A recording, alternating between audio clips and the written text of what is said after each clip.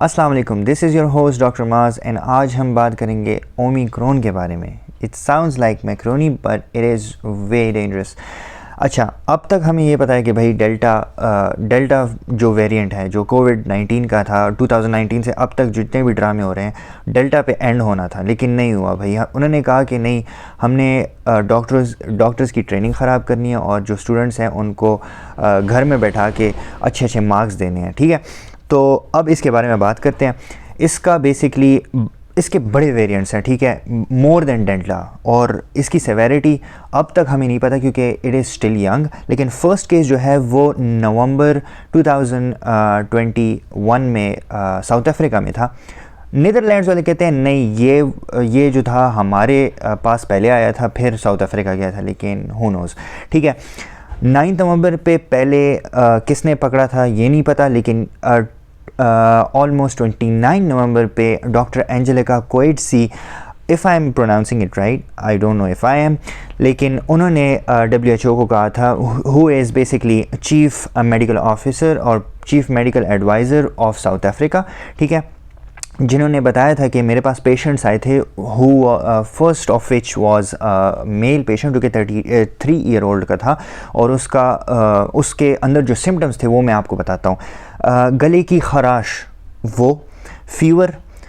उसने कहा कि मेरे पेशेंट ने मुझे कहा कि मेरे जिस्म में बहुत दर्द हो रहा है, and there was no loss of smell, यानी कि उसकी बिल्कुल ठीक था, there was no loss of taste. ठीक है, तो टेस्ट भी इंटैक्ट था और स्मेल भी ठीक थी।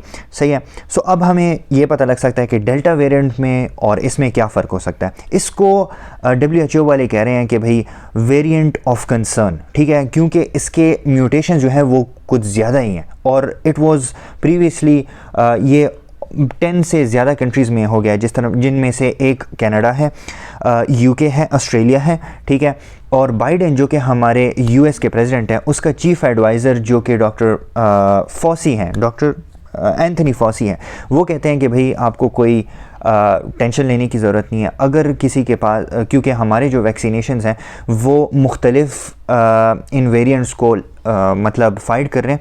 ठीक है, और इसके अलावा जो है अगर आप थोड़ी भी टायर्डनेस और ऐसे सिम्टम्स फील करते हो और माइल्ड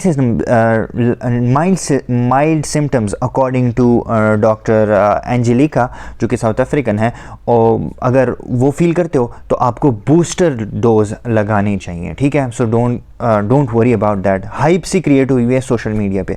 ठीक है, अच्छा, दूसरी चीज़ जो मेरे जहन में आ रही है, जो कि सवाल आप भी कर सकते हो कि भाई इसका डायग्नोस्टिक क्राइटेरिया क्या हो सकता है, क्योंकि WHO वाले कह रहे हैं कि भाई ये इसके लिए थोड़ा सा हमें स्टडी करना पड़ेगा, 14 दिन लगेंगे, 15 दिन लगेंगे, 20 दिन लगेंगे, साल लगेगा, नहीं पता। ठीक है, लेकिन PCR इज़ स्टिल पॉजिटिव। ठीक है, जो पेशेंट्स डॉक्टर एंजेलिका जो कि फ़र्स्ट पेशेंट देखी थी उनका PCR जब किया तो उनको पता चला कि दैट वाज पॉजिटिव। ठीक है, WHO की साइट पे मैंने ये पढ़ा कि भाई S टाइप ड्रॉप आउट है यहाँ पे, उसकी डिटेल्स आपको जानने की ज़रूरत नहीं है, सिर्फ ये है कि भाई लॉस ऑफ स्मेल आपको नहीं होगा, लॉस ऑफ टेस्ट नहीं होगा, तो आपको खामखा ये चीज़ हो सकती है। ठीक है, तो आप जाओ और बूस्टर डोज लगा लो, कोई टेंशन की ज़रूरत नहीं है। माइल्ड केसेस, क्योंकि वैक्सीनेशन जो है वो हॉस्पिटलाइजेशन और डेथ्स से बचा रही हैं।